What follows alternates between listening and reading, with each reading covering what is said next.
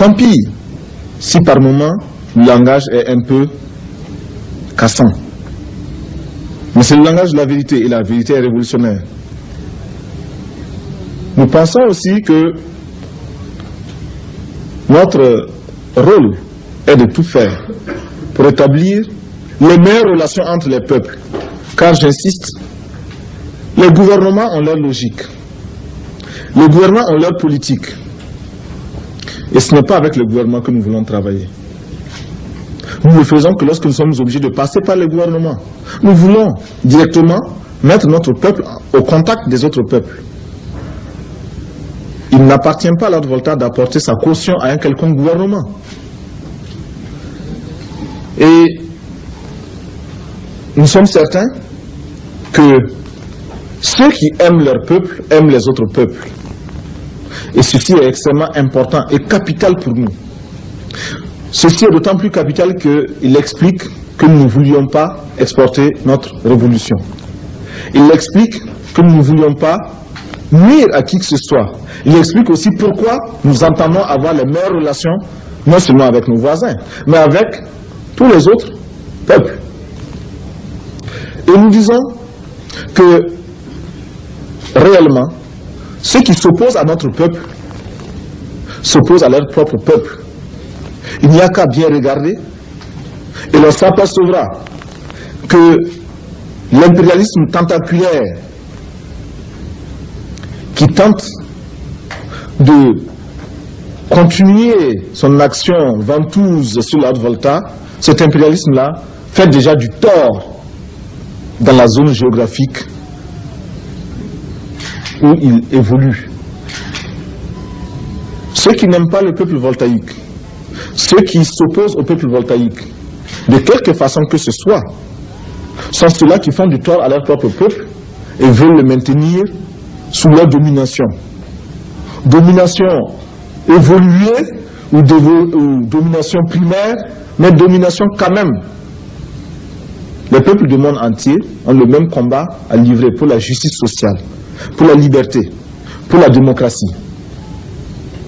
Et s'il y a bien un message que nous souhaitons faire passer ici en France, avant de quitter Paris, c'est bien celui-là. Le peuple français peut trouver en nous, peuple voltaïque, un peuple ami, un peuple qui combat les mêmes ennemis que lui. Parce que ceux qui sont exploités en France sont les mêmes qui sont exploités en Volta. Et ceux qui souhaitent se libérer de toutes les formes de domination en Volta existent également en France. Mais pour vous journalistes, je vous inviterai à beaucoup plus de circonspection, à beaucoup plus de détermination pour rechercher cette information à la base et pour éviter aussi les clichés. Ce qui s'écrit facilement se vend bien parce que cela fait des manchettes, mais n'est pas toujours vrai et surtout dessert l'amitié entre les peuples. Je vous remercie. Ici ne souhaite pas que la dette soit purement et simplement effacée. Celui qui ne le souhaite pas, il peut sortir, prendre son avion et aller tout de suite à la Banque mondiale payer. Tous nous souhaitons. Thomas Sankara. Invité de Soir 3, le capitaine Thomas Sankara, président du Burkina Faso, l'ancienne Haute-Volta. Il est à Paris pour participer à la conférence internationale sur la forêt et le bois, un vrai problème dans son pays, victime de l'extension du désert. Il répond à Richard Tripot. Oui, Monsieur le Président, bonsoir. Vous êtes donc à Paris pour participer à cette conférence. Nous allons y revenir. Mais tout d'abord, je voudrais vous poser la question de savoir quelle est votre réaction face à ce terrorisme en France, mais d'une façon générale en Europe. Eh bien, en tant qu'homme, je ne peux que m'émouvoir devant ces attentats qui créent tant et tant de désolation chez des êtres humains. En tant qu'Africain, je ne peux que m'étonner que la France et l'Europe, si imprégnées et si prétendantes de civilisation, posent et commettent et connaissent des actes qui sont réputés être ceux des sauvages d'Afrique. Oui, en tant que révolutionnaire, oui. Je regrette que des hommes n'aient à s'exprimer ou n'aient été condamnés de s'exprimer que de cette façon. Monsieur le Président, on connaît votre amitié pour le colonel Kadhafi. Cette amitié ne vous gêne-t-elle pas dans la mesure où le colonel Kadhafi a qualifié les attentats de Rome et de Vienne d'actions héroïques? Ça vous semble correct? Mais il a changé de position quelque temps après. Bien, merci. Nous allons parler d'autre chose. Vous avez rencontré le président Mitterrand hier, je crois. Alors, ces relations avec la France s'améliorent, les relations du Burkina Faso et de la France? Écoutez, je regrette que les relations entre le Burkina Faso et la France soient perçues de façon contentieuse. Nous avons des relations qui sont parfois difficiles, chacun estimant de son côté qu'il est insatisfait. Il convenait de discuter avec les autorités françaises, d'en rechercher les causes et de proposer des solutions. Je pense que ce contact a été positif. Mais vous n'avez pas l'impression que quelquefois vous êtes mal entendu à Paris dans la mesure où vous souhaitez de l'aide, bien sûr, mais quelquefois aussi d'une façon un peu difficile, car vous n'hésitez pas à qualifier la France d'impérialiste parfois. Mais c'est à ce prix aussi que l'on se construit. Nous ne pouvons pas attendre de l'aide de façon inconditionnelle, d'où que cela puisse venir. Et le minimum d'indépendance de pensée, indépendance d'action, indépendance politique, se réalise par le devoir de dire aussi ce que nous pensons, de l'aide d'où qu'elle vienne. Et vous pensez que ces relations vont s'améliorer encore dans les mois à venir?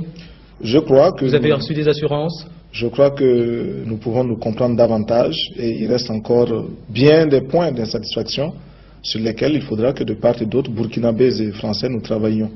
Alors, Monsieur le Président, nous allons venir sur le problème de la forêt pour lequel vous êtes à Paris essentiellement.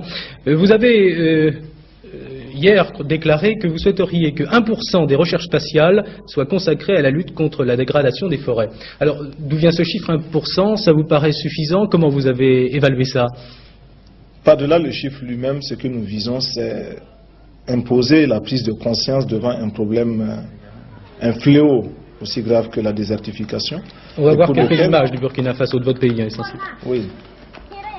Pour ce fléau, nous estimons que la responsabilité n'incombe pas seulement à ces hommes et à ces femmes qui vivent au Burkina Faso, mais également à tous ceux qui, loin de chez nous, provoquent de façon directe ou indirecte des perturbations climatiques, écologiques.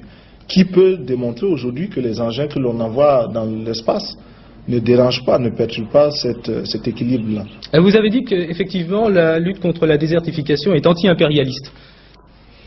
Oui, la lutte contre la désertification est un combat anti-impérialiste dans la mesure où nous savons que pour l'impérialisme, l'exploitation des hommes est un acte tout à fait normal, a fortiori l'exploitation des forêts, de quelque façon que ce soit, directement ou indirectement. Capitaine Sankara, ça sera ma dernière question, et d'ailleurs avec Geneviève Guichenet tout à l'heure on se posait bien la question, pourquoi le Burkina Faso? Pourquoi avoir voulu changer le nom de la Haute-Volta? Oui, parce que Haute-Volta, cela ne voulait rien dire pour personne, en particulier pour nous, burkinabés. Et c'est un nom qui ne nous renvoie qu'à un passé colonialiste.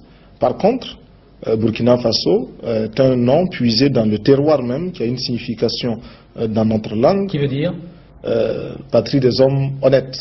Merci, Président. Merci. Pour le grand combat patriotique, pour l'avenir radieux de notre pays, la patrie ou la mort, nous vaincrons.